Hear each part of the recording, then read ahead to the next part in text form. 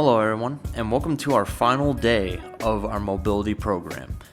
Getting us kicked off today, we're going to start with our bodyweight single leg RDL. So same thing, we're going to have a tempo of 3 seconds down, 3 second hold at the bottom, and then 3 seconds up. Ensure that your back is not rounding by ensuring that you are pushing your hips back. Hinging at the hips is the main purpose of this exercise, and if there is any sort of spinal flexion or curvature in the spine, then it is being performed incorrectly and could place a little bit of a strenuous load on your spine. Next, we'll be doing our pike into our single arm return.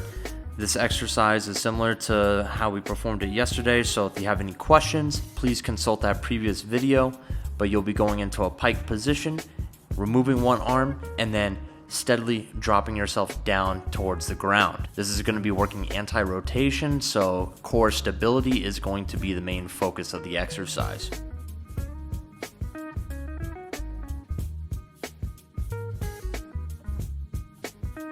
Finally, we go back to our foam rolling, but instead of going over the foam rolling tactics, which we already previously discussed in video 3, we are going to talk about how you can progress this plan into the future. You can do this exact plan as many times as you would like if you are comfortable with doing so, but if you would like to push yourself even further, add a set to each individual exercise going through this plan again for the second time, thus improving your stability and mobility even further.